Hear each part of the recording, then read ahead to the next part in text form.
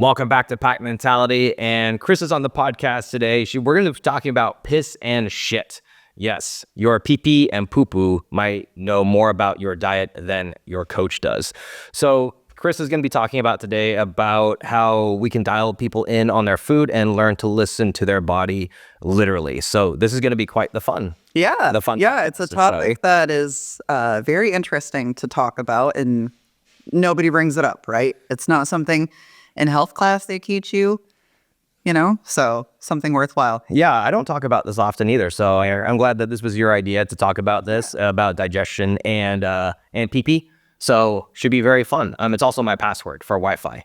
It's pee-pee poo-poo 123. Cool. I probably shouldn't have revealed that. But let's go right into let's talk about pee-pee first. So let's talk about the pee test. So yes. Tell me a little about what your pee tells you. Yeah, so your urine output will tell you if you're hydrated, right? So that is probably a number one indicator that you're drinking enough fluids is urinating, multiple times a day. And specifically what we want to be looking for when we go to the bathroom is look in the toilet. Every single time you go, this is going to be your indicator of how your body is digesting things. Well, I'm forced to look at the toilet. Okay, especially when you have kids too. You want to make sure that things look okay for them. But for your urine, it needs to be a kind of like a lemonade, a clear lemonade type texture. If it's a dark apple juice color, that's usually your indicator that you're dehydrated, not having enough water. When you wake up in the morning, most times it's that darker color. And of course, you can course correct throughout the day, right? Each time you go to the bathroom, take a look. Ooh, I look a little dehydrated, or hey, it's super clear. Maybe I'm drinking too much. I need to not drink as much. Yeah. Mm-hmm. What if your pee is green? Oh, green. Usually a neon or a yellow is your indicator of B vitamins. So I don't know that I've necessarily seen green, but usually like a bright yellow, that neon that kind of looks green, I've seen that color before, is when you take a multivitamin. You'll usually see a bright yellow, neon, yellowish green tint maybe in your urine after taking a B vitamin. And that's an indicator of it was too much. Your body is excreting the excess waste. And there is your money worth of vitamins in the toilet. Yeah, it is pretty common. I remember I specifically stopped taking like a pretty hefty multivitamin because I was like, I'm just pissing this all out. And also I can't tell what my hydration level actually is because of it. So are there any other supplements that mess with the color of your urine? Not that I've seen. Usually like if you're infected, that's also a brownish color as well. Like if you have infection or renal failure, can be an indicator that something is not going right. So if you're seeing dark colors, try to course correct by drinking more. And if that doesn't, the next time you go to the bathroom, if that doesn't change to a lighter color, then that's probably where you need to take measures to look at a doctor to see what's going on. Okay. And how often is too often and how often is too little? Well, that's a good question. So when you start drinking water and say you're an average Joe who drinks like 3 cups a day, not a lot, and you work with a nutritionist and they tell you, hey, you need to be drinking half your body weight in fluid ounces. In the beginning, you're going to urinate more frequently because your body's getting used to having that much amount of water within it. So as you eventually put that half of your body weight amount in fluid ounces in your body, you are going to eventually get used to that. Your body doesn't excrete it as frequently because it's knowing that's how much is coming into it. Okay. Versus if you had the 3 cups and then you have, half your body weight one day, you're going to urinate a lot. But if your body's consistently expecting, we're going to be drinking enough daily, then it will course correct and you won't be going this frequently. Okay, very interesting. Yeah, that's a great point that you bring up, because if you're not conditioned to have that much fluid in your body's probably going to almost borderline reject it. Or am I incorrect? I'm just kind of speculating. Yeah, okay. Because it's like, wow, this is way more than we're used to. And then eventually, if you continue that trend, your body will get used to holding onto that amount of water. Okay, awesome. And let's say, what would be your number one tactical tip for someone who's listening right now who probably doesn't drink enough water what would you tell them to do that they can start today? Sure. I would say first thing in the morning, drink. Like we've been dehydrated all night long, 7+ hours without food or water. You're dehydrated. I don't know if you ever notice in the morning, you're like, wow, I look way shredded first thing in the morning. Then as you have water, that's where your abs look a little less defined because you're holding on to that water, right? So overnight, you can tell in your skin sometimes, or the feeling in your mouth, right, that you're severely dehydrated. So first thing in the morning, pound some water would be the first step, is because then you're getting hydrated again. Think of, a raisin and a grape. You're the raisin overnight. You want to become the grape in the morning. And so hydrating is going to be the first step. And then throughout the day, right, I like when my watch goes off for first steps to remind myself to drink as well. Clients that I work with who are working in a office setting at a desk all day, when their watch goes off to move every hour, I say make that lap to the water fountain, so that you're drinking hourly to keep your body hydrated. Okay, awesome. That's really good to know. I love that tip. Is there any other under the radar things that people should be looking out for dehydration that's other than urine, that maybe like some symptoms or something that they should be kind of like Headaches. flags? I would say headaches are usually going to be the first indicator for most people that they're dehydrated. And the first thing they go to is going to be Tylenol or Advil or, some sort of medication. When you should just pound some water and see if that fixes the problem first. Okay. Yeah, that's a good one. Yeah, because I find that happens to me as well. If I am dehydrated, I'll definitely feel like off, and I'll kind of get like a slight headache. And then, I heard that a while ago where it's like drink water first and then go for the aspirin and it's generally you'll crave sugar too. Like you'll crave sugar specifically because carbs holds on to so much water. Okay. Yeah. Oh yeah, that's a good point. Okay, fantastic. Let's move on to the poop report. Yes. That's it, the poop. I like that. So what does healthy poop look like? So awkward conversation, right? So healthy feces should be a sausage-like texture. That's disgusting. Right. And it should be soft as it comes out. It should not be something that is crinkled up and hard and shriveled and hurts to pass. Yes. It hurts. It does hurt. Sometimes it does. Then that's an indicator of your water. If you are, here's a good indicator too. If you're drinking enough, right? Your urine is clear, but your feces is still really, really hard and compacted, then that is your indicator that you're not having enough fiber. So maybe it's the water, maybe it's the fiber. So generally when you look in the toilet of what you've created, you want to see something smooth, something long, and sinking towards the bottom in a darker brown texture, not like black brown, but a tree bark color brown. Okay. Generally will be your indicator that it's healthy. Okay, interesting. Okay, very good to know. And let's talk a little bit about frequency. So how often should we be going poo-poo? Yeah. So I worked with a client who went once a week, and I was like, "Oh dear God! Like this Once a week? This is a problem." So were they backed up or? I don't think she ate any fiber in her diet. And honestly, when you eat a ton of processed foods, a cool test is to take a piece of white bread and just like mush it up, add a little water to it, and it's just sticky. Ugh. That's all inside of you when you're processed foods. So it's not passing through as well when we have whole fiber-rich foods. Gosh, that's so gross. Yeah. So for her, for instance, I was like, all right, we need to start focusing on adding 25 grams of fiber a day. And so we walked through what foods to be eating and what foods to be taking away or eat less frequently so that she could be going. And then she reported back, I'm going every day. I was like, I want to be the parent that's like, all right, we'll give you, toys and such for going to the bathroom. Toys. Yeah. What is the most negative implication that can happen if you are only going once a week? That your body's not absorbing proper nutrition and all of that's stuck inside of you. So you probably have really bad smell, bad like body odor smell, bad gas. And it's just not, think of a plunger, right? When you're eating fiber, it's a plunger pushing everything out of you. So when we eat, as CrossFitters, we eat a ton of protein, right? we need something to push that through our system. And so that's essentially what fiber does. Okay. And can you tell us a little bit more about fiber? What is that specifically? Yeah. So fiber is a structure, right? That if you think of fibrous structure foods. So depending on what food, it helps, again, bulk up the foods inside of you.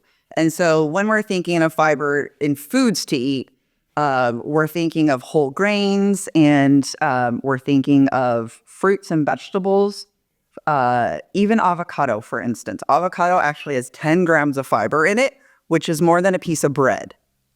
Raspberries, a cup of raspberries has 8 grams of fiber, which is 2 slices of bread, right? So when people are eating lunch and they're going to pick the sandwich and they're like, oh, we need to be hitting 25 grams of fiber a day, that loaf of bread really didn't do anything. It's because it's processed and everything. Okay. Even some wheat bread. The wheat bread only has 4 grams of fiber in it, and you look at split peas, they have 16. Okay. So you're backed up. Split pea soup is going to be the best thing. Okay, awesome.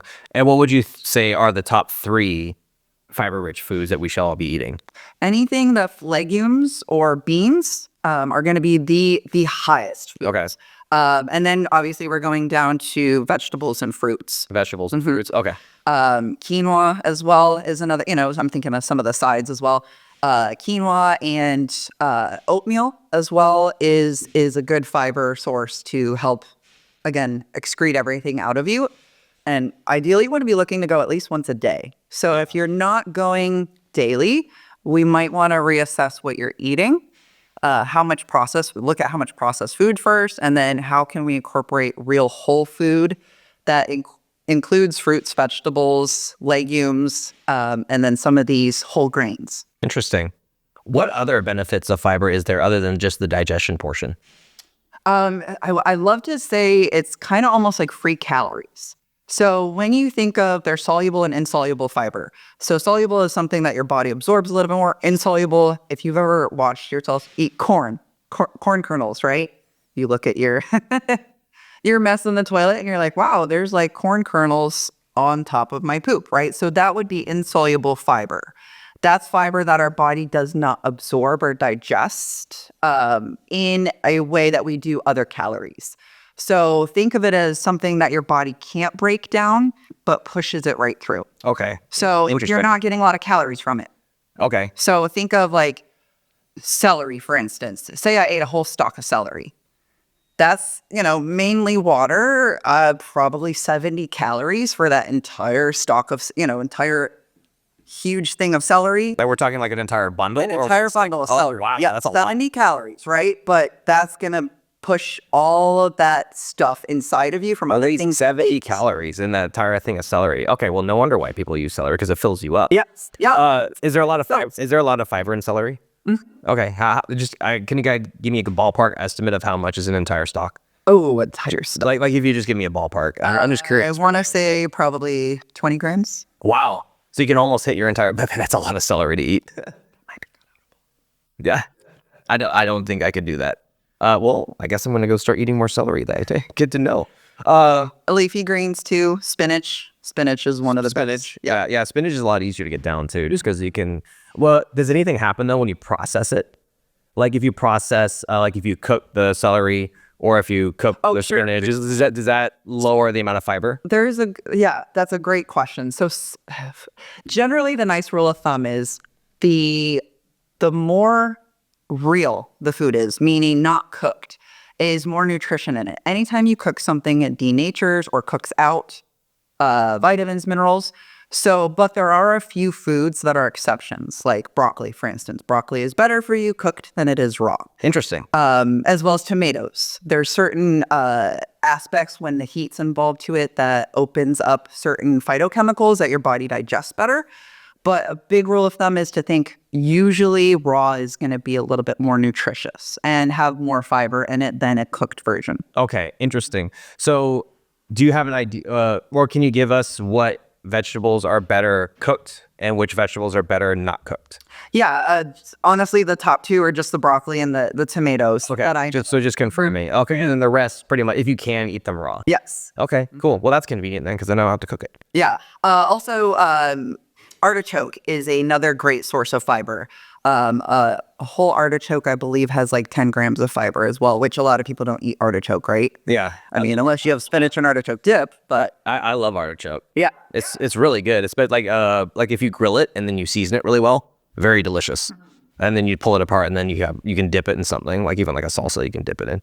So Yeah. So I would say artichoke, split peas, any type of beans, raspberries, avocados, all of the seeds and nuts. Chia seeds also have 10 grams of fiber. Right. So people that make chia seed pudding, you're just going to poop all that right out. Okay. So it's a great source of fiber. And I like to think when you're eating, if you're adding fiber, so imagine your stomach, right? And imagine your stomach as a strainer and the stuff's dripping through into your, the bloodstream, essentially. Just skip the intestines, right? And it's going into the bloodstream. When you add fiber, so think of a complex matrix, right? A web, like a spider web. okay.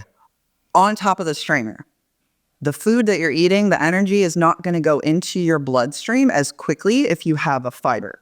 Makes sense? Kind of like the fat, kind of like the protein when we eat, the macros, a fat versus a protein is going to be longer lasting energy. Same with you adding fiber. The drip going into the bloodstream of that energy is going to be slower when you have that webbed matrix because it can't get into your system as quickly because all this other stuff, all these, bark is in the way from your meat getting into your bloodstream as quickly. Oh. So it's a prolonged, you're going to feel full longer. Yeah, okay, that makes sense. Yeah, that's why everyone always recommends eating more fruits and vegetables, not only because of the fiber, but because of just the digestion component and making you feel full longer. Okay, interesting. Very good to know. Is there a correlation between timing and health and in terms of like when I go poop? Like if I go poo-poo in the morning versus if I go poo-poo at night? So that's kind of based on your normal rhythm of how you're eating, when you're eating, what you're eating. When you're in a good rhythm, you should be consistent. Like for me, I love the question, what wakes you up in the morning? My bowels. I gotta go to the bathroom. Like the first thing for me is to use the restroom. And it's clockwork every day because I eat at the same time. I'm eating similar foods. So for me, it's expected, right? Right. For other people, they may not have the same timing. They may change up the quality of the macros that they're eating, or again, they may eat, more greasy food one day as opposed to another, and then you're all out of whack. Right. Okay. Okay. So if you have a consistent schedule, that's the great thing, because some people know their schedule really well. I need to be close to a bathroom at this time or they prefer to be at home as opposed to in a public place as well. Okay. Yeah, and I want to ask you another question. It's kind of correlated with the PP, but also directed with the poo-poo as well, which is coffee. So a lot of times I find that when I drink coffee or like caffeine, that that pushes things out, both of my urine and my poo-poo. So can you tell us a little bit more about that? Yeah, that's a great question. So let's cover it. We got caffeine, whether it's coffee or energy drinks. Some people nicotine, and some people obviously cocaine. Those are all things that my favorite. that will right that are going to immediately make you go, because what it does is putting your body into a stress, fight or flight mode. And so so it's a stress response. Yes. Okay. So your body takes the blood away from the digestive area and goes to the extremities and the brain for quick movement, quick thinking, because your body thinks in stress, you're being chased by a bear, right? So same thing when you're having caffeine, you are synthetically putting your body into that fight or flight.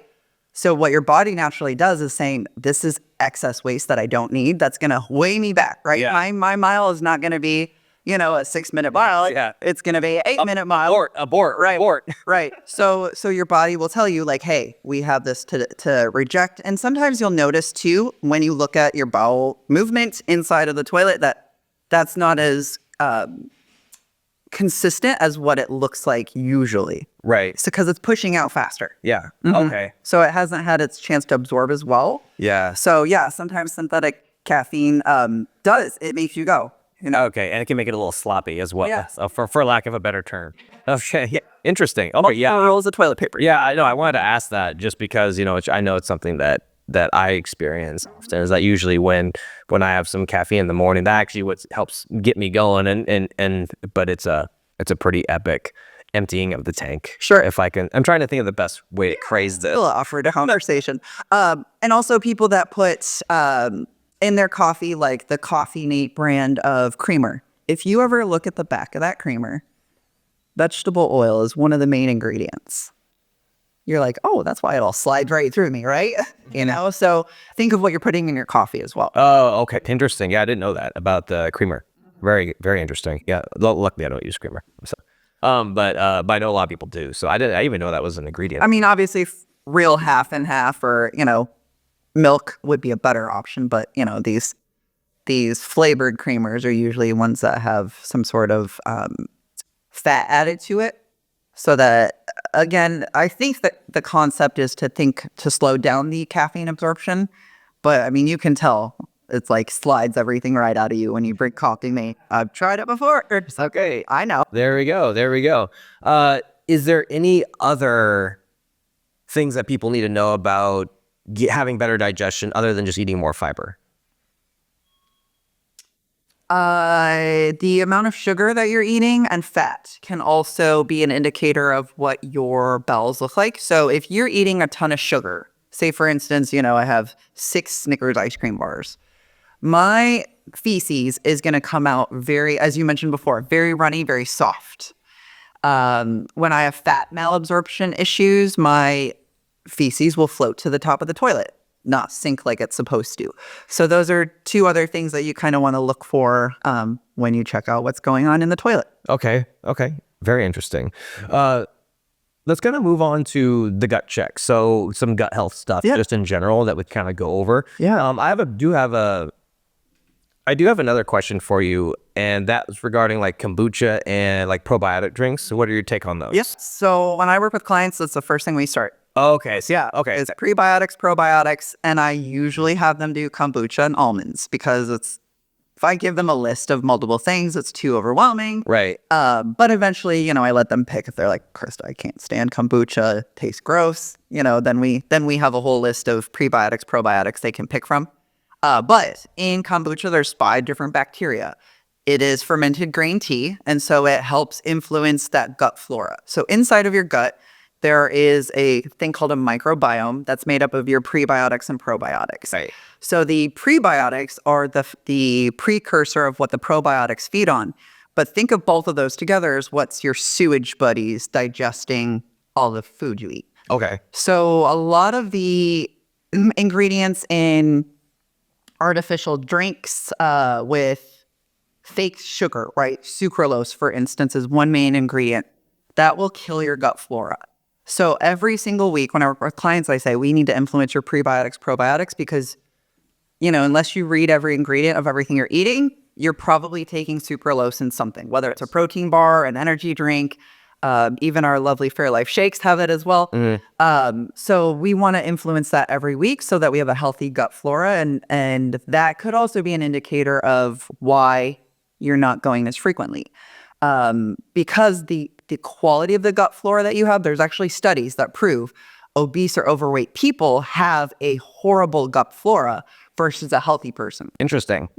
So when you influence your gut flora, for clients, that's the first thing I start on. Okay. If I can just change your gut flora and you see weight loss, that's easy, right? Wow. Did not know that. Okay. Well, I'm glad we're on this topic now. I brought this up. Yep. What are some other signs that your gut isn't happy? You'll feel like contractions in your stomach. Okay. Inflammation. Some people feel inflammation or acid reflux, heartburn, right? Will all be indicators that you're not either eating the proper foods or you could be having a lot of stress. So I do work with clients that are eating great foods, but their stress level is jacked through the roof. And so again, when you're stressed, think of the caffeine in the coffee. You're putting your body into fight or flight all the time. So your cortisol is constantly pumping through your veins. where your insulin is not doing its job to uptake all that nutrition to the cells. Okay. Okay. Interesting. Are there any probiotic foods? Yes. Okay. So probiotics would be number one, your kombucha. We have yogurt, Yogurt. Okay. kimchi, sauerkraut, pretty much fermented foods. Fermented foods are and going to be yogurt. Okay. probiotics. Okay. The prebiotic side are going to be leafy greens, garlic, onions, nuts, and seeds are going to be good sources of prebiotics. Okay. Awesome. And for just so we can define it, this for everyone who's listening, what's the difference between prebiotics and probiotics? So the pre is what the pro feeds off of. Okay. So the pro needs the pre for them. They both need each other to survive. That makes up your gut flora. So it's like having Matt and Caitlin owning CrossFit. You can't have as well of a CrossFit class without Matt and Caitlin, right? We need both of them together to make a gym successful. So both of them together influences that gut flora to be a healthy microbiome. Okay. Awesome. And what would be like your ultimate combination of that? Like if you had to prescribe someone like, hey, I want you to have this prebiotic and this probiotic every day, just so it's easy to remember, what would that be? So weekly, what I do for clients is I tell them one kombucha a week, up to 3. Up to 3? Okay, so you don't need to have it every day. Right. That's nice. And again, sometimes you have these big balls, right? So you can put the lid on, drink that usually at lunchtime because it's caffeine, right? You don't really want to drink that for dinner. And multiply that between 2-3 days to finish a bottle, usually is what I tell clients. And then a lot of people don't eat nuts and seeds. So I do try to get them, if they're okay with nuts, right? Tree nuts is to eat almonds because that's also good brain power that a lot of people don't realize that nuts and seeds are really important for your brain synapses. Right. Okay. Awesome. Good to know. So let's kind of move into protein and poop because I know that a lot of our listeners are on high protein diets, and protein is something we talk a lot about in terms of muscle repair and also staying satiated. So let's talk about this. How does high protein affect digestion? Yeah, that's a great question. So a lot of people, when they are on a high protein diet, they focus on the protein, and that's all they're focusing on. I need to hit 250, 300 grams protein. That's it. They're not worrying about the 25 to 38 grams of fiber that they need to eat. So if all you're eating meat, right, and you're not adding the fruits or the vegetables or the whole grains, you're not going to go as frequently. I actually dated a guy that ate nothing but meat. Wow. Nothing but meat. And he didn't go to the bathroom every day. And so that's what will happen. When you have a high protein diet, that can cause constipation. So we want to think of also adding along with your protein, if you're a female, 25 grams of fiber. If you're a male, 30 to 38 grams of fiber. Okay. Okay. Interesting. What's the importance of water and fiber when eating high protein foods? Sure. If you've ever tried Benefiber, right? Like just imagine putting Benefiber on your tongue and not having any sort of solution with it, right? Or like eating, say for you put in some wheat flour in your mouth. It's going to taste really, really gross, right? So you need that water to help break it down and digest it and allow it to have something to flow instead of being that web matrix, right? It can allow a barrier to float out versus think of hair in a sink, right? It's just all going to curl and be in one spot versus when there's water, it can kind of disperse. Okay. Very interesting. Let's kind of move into hydration and electrolytes. Thank you for telling us about the protein. I know that was very helpful. So why are electrolytes important when it comes to not only digestion, but also like urinating as well? Sure. So electrolytes, we think of the top two as potassium and sodium, are going to help the water content in our body, right? Specifically the salt, the water content in our body to hold on to water. And if we don't have, imagine, sleeping at night, 7 hours, you don't have anything to drink, but the salt that you had throughout the day held on to water for you. So your blood is still flowing a little bit better than you becoming more and more like that raisin. Okay. So having electrolytes is going to help you keep that fluid in your body, your blood viscous instead of like sludge. Again, think of that headache, right? A lot of times that headache is not enough flow in the bloodstream. So think of sludgy like blood flowing through you instead of like high volume water content. Okay, and the electrolytes will help with Yes. that. Okay, and what should be the frequency of taking on electrolytes, like Lament or something? Or Yep. is every day too much, or So if you're working out, if you're working out every day is fine. I had clients that wouldn't work out and would still drink electrolytes, and I'm like, why are you doing this? Like, you want sweating? yeah, right, exactly. I'm allergic to my sweat. We need to be sweating in order to need that substance again. And so when you think of electrolytes, the easiest way to think of what electrolytes are for is the electrical gradient within your body. So think of electrolytes as helping anything electrical in your body. So muscle contraction, right? Your muscles cannot contract without having that electrical gradient. Same with the fatigue, right? If you don't have the electrolytes, you're going to have muscle fatigue and cramping and soreness because you don't have those electrolytes in your body. Okay, very interesting. Okay, very good.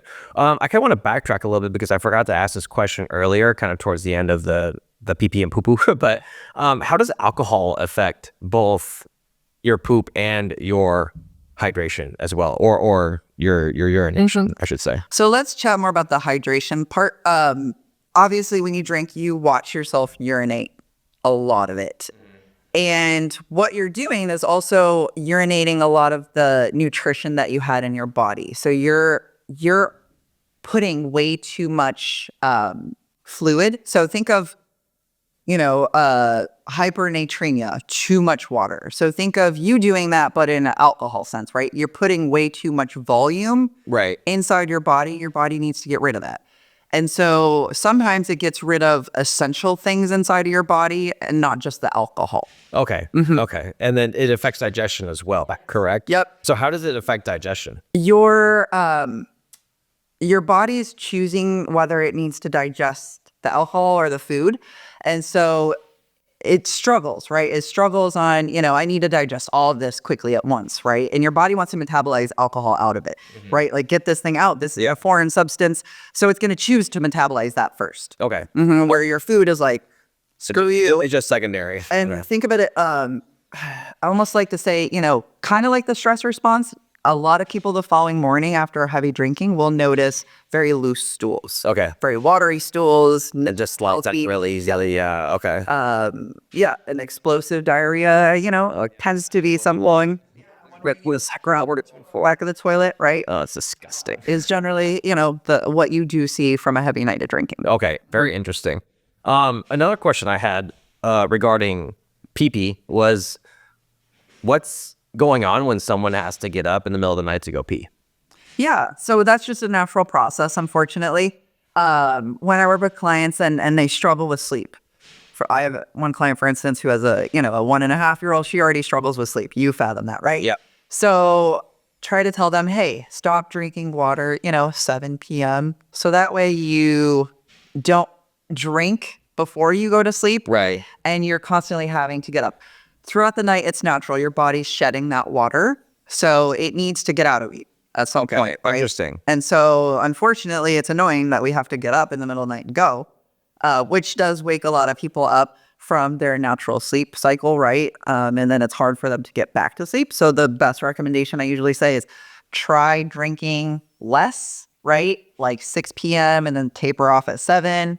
And then only, sips right before bed if you absolutely need. But if sleep is more of a priority to you, then prioritize your sleep. Yeah. Okay. Yeah. That's something I've been trying to work on lately because it doesn't happen all the time, but sometimes I'll get home late from the gym or something. And then, I'll just be chugging water because I'm just thirsty. And then, 3 or 4 a.m. will hit and I'm like, oh, I have to pee, but I'm so tired. And it's hard for me to go back to sleep. Right. So think of also like what you're eating for dinner. What are you having for your beverage with dinner? Are you having, multiple, like, are you having, a can of soda and then a second can of soda? Are you drinking water? Are you drinking a smoothie? Some people, if it's late at night, say they're at the gym until, 7:30 p.m., they're going to have a smoothie before bed, right? Yeah. And that's a liquid substance as opposed to food that's more, that has less water in it. So that person naturally would have to go to the bathroom a little bit more than somebody who had a full meal Okay. with not a lot to drink. Okay. Fantastic. So thinking of what you're picking before bed. Okay. Good to know. What would you say that your body can teach you when it comes to the waste it's producing? Yeah. So that's how you can tell that your nutrition's on par is you wake up in the morning, it could be the first thing that you do when you wake up in the morning. And then from there, you see the results of how your body's progressing throughout the day. What you're eating, are you needing to go a second time? Are you urinating every 3 to 4 hours? Think of a toddler, right? When you have to go, they have to go. And so you think of if you have a friend that's getting up to go to the bathroom that you work with, if I haven't gone in, the last 3 hours since they went the last time, there's something wrong with me. Right. And so think of gauging yourself with other people. Sometimes that is a helper as well. Or even hydrate. You watching somebody else drink. Hey, this is a reminder that I need to be drinking as well. Because we should be going to the bathroom multiple times a day, and it should be an enjoyable experience, right? An enjoyable experience. I agree. Seeing progress that, of all the things that we just described, the light pale colored yellow and, feces that is that sausage-like look and floating or not floating, sinking towards the bottom of the toilet, then everything is healthy and on par. Okay. Okay. Awesome. Very cool. Any closing thoughts before I wrap things up on pee and poo-poo? No. Okay. We covered it all, didn't we? Fantastic. Well, thank you so much for coming on, Chrysta. It was great to learn all this stuff because some of these things, especially about the vegetables and cooking some, like 2 of them that you want to cook that actually make them better, and then the other one you actually want to eat raw or, as close to that as possible. So that's really good to know. Well, thank you so much for listening. If this was helpful, please do us a favor and leave us a 5-star review so we know to make more content just like this. Don't forget to follow us on social media at Red Wolf CrossFit and DM your content suggestions there. We'd love to hear from you. Until next time, good luck, have fun. Nailed it.